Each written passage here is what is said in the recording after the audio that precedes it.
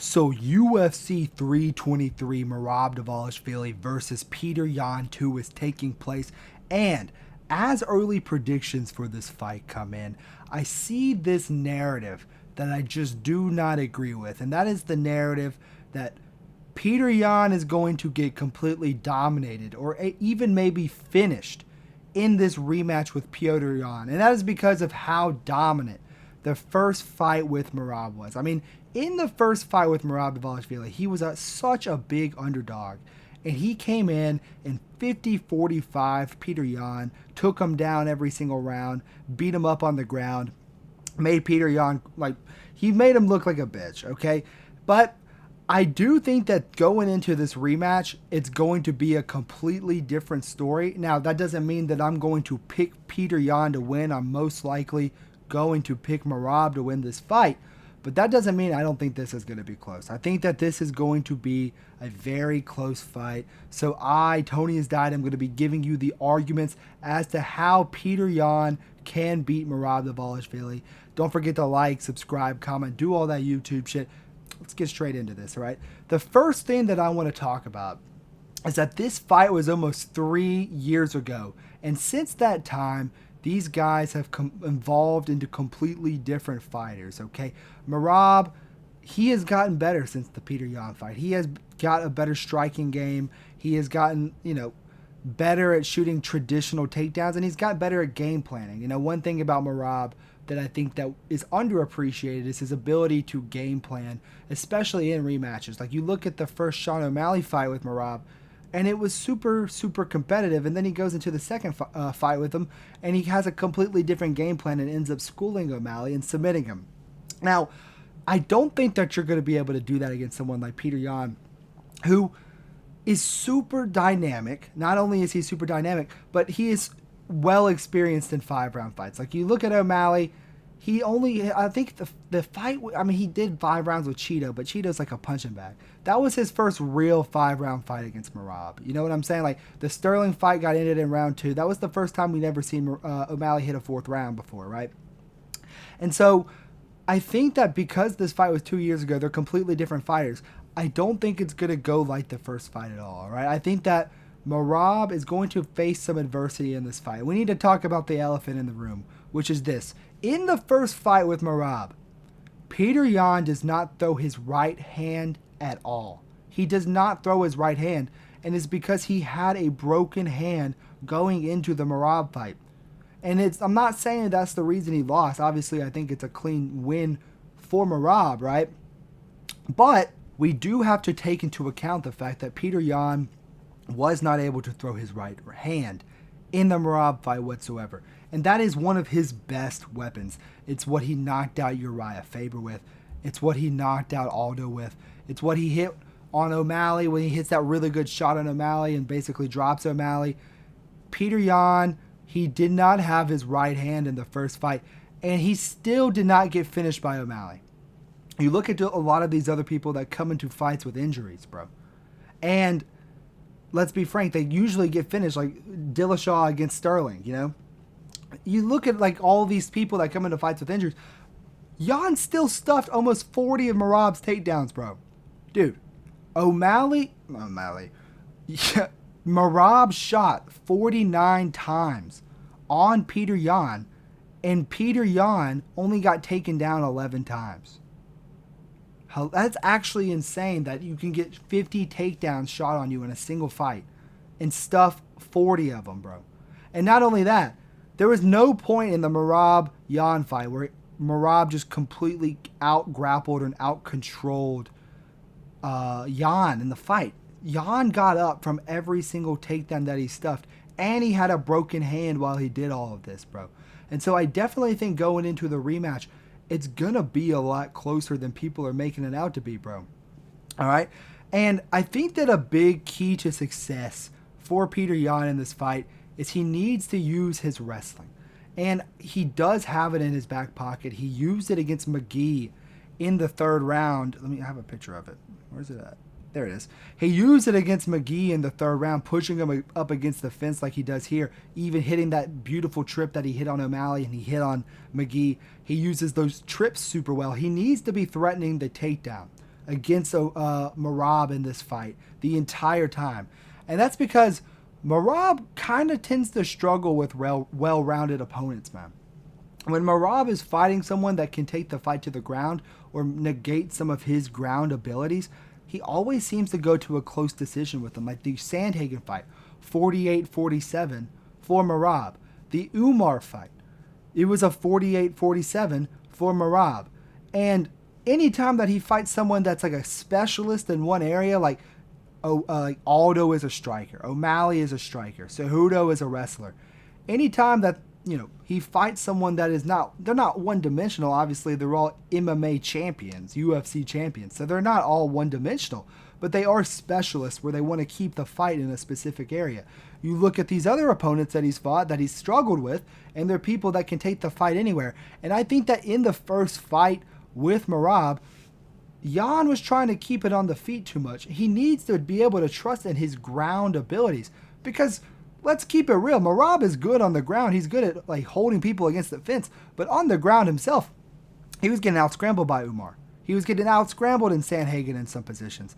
And this is something that also bothers me, that people are acting like Merab is just going to go out there and get the submission against Yan because he got a submission against O'Malley, bro.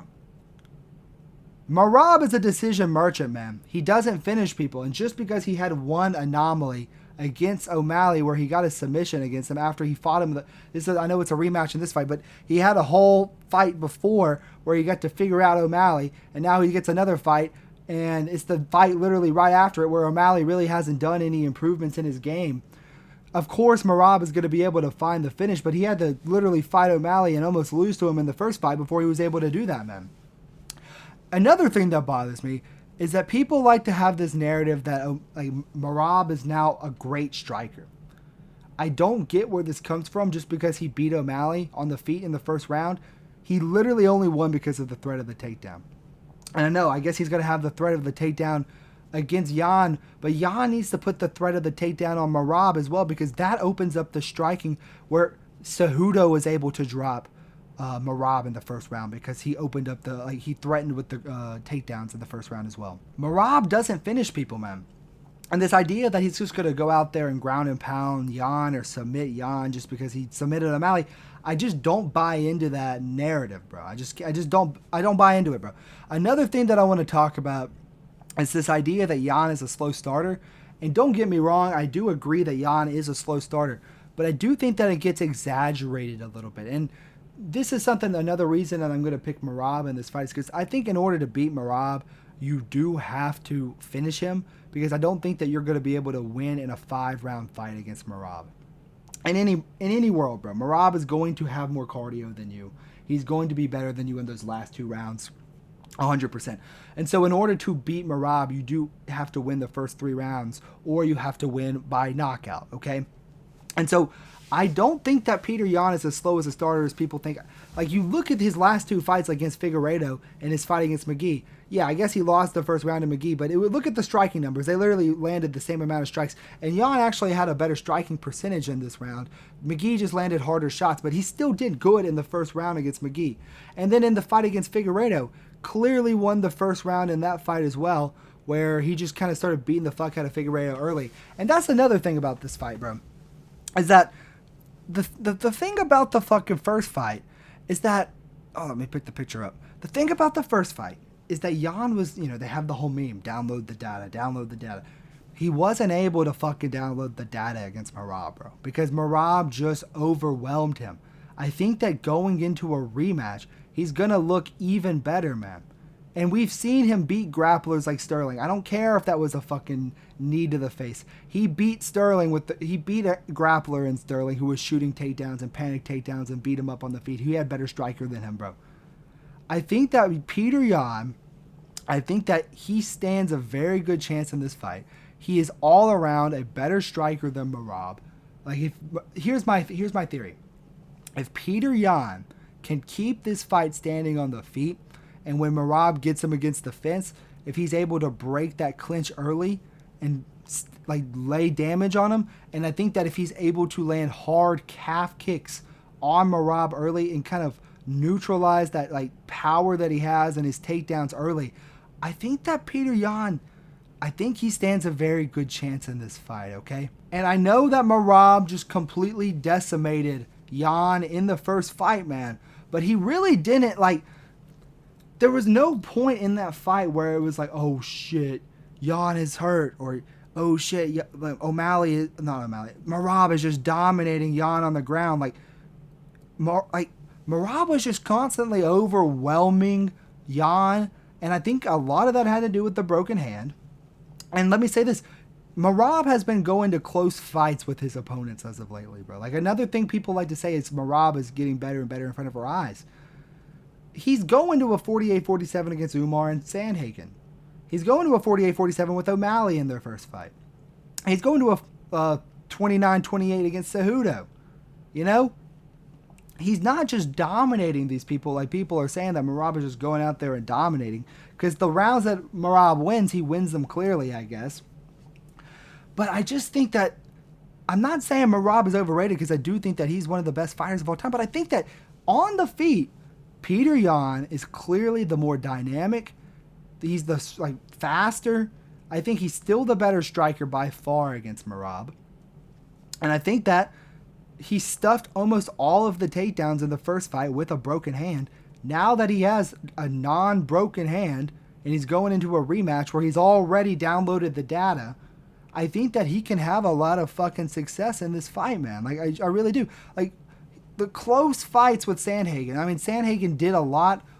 Like, so much tape has been accumulated on Merab now that Yan, who has really, really good fight IQ and game plans himself, I think that he will be able to make a better game plan going into this fight. Now, I don't get me wrong, bro. I don't think that Yan can win against Merab. I just think he has a bad style for Merab no matter what, man. Like, I think he's high. He is just too high of a guard. I think Merab's going to be able to get takedowns on him. I think he's always going to be able to, like, shoot a takedown on Yan because of just how high Yan keeps his hands. But if Yan is the fighter that he is, he can adjust, man. People forget some of the only success that Yan had in the Merab first fight was on the ground. You know? He shot a takedown on Merab not once, but twice, and got both of them, bro. And, you know, this was at the end of the round, but full guard. I mean, like, look, come on, man. If Petr Yan can use some trips and shoot some takedowns himself, make Merab worried about the takedowns, kind of like in the Umar fight, he will have better openings with his own striking. He has great takedown defense himself. He has his right hand in the rematch. I really think that in this fight, man, Petr No Mercy Yan is going to have a lot more success. I'm going to say it's going to be another 48-47 fight, man. I think that it's going to be a close fight. I think Merab is going to eke out a decision. Even, like, the thing about Petr Yan is he always makes it too close, man. Like, in the O'Malley fight, in the Sterling fight the second time, he always is going to a close, like, fight with someone, and just over 5 rounds, it's Merab, man. Like, I just can't trust you to do it over 5 rounds. But I do think that it's going to be a closer fight, man. I don't understand how people are saying that. Like, Petr Yan has never been submitted before. He's never been knocked out before. Merab is his only real loss, and he had a huge injury going into the fight. I just don't understand how people are just going to say Merab is going to go out there and submit Petr Yan, or he's going to go out there and knock out Petr Yan. Petr Yan, he uses his grappling and his striking in his fights, bro. He's not just some fucking scrub, okay? This is Petr Yan, former champion, man. I think that this is a bad picture to use. This is Petr Yan, former champion, man. He's going out there, and I think that he can, honestly, I think he can win this fight. I think this will be a competitive fight. And I don't see why it's crazy to think that. I really think that Petr Yan has all of the abilities to beat Merab. There's a reason that he was such a big favorite going into their first fight, and he just wasn't able to execute on the game plan because Merab was able to just push him, like, keep pushing and pushing. He wasn't able to find his groove. Well, going into the rematch, he already knows what Merab's going to do. And not only that, he will have a better game plan going into it.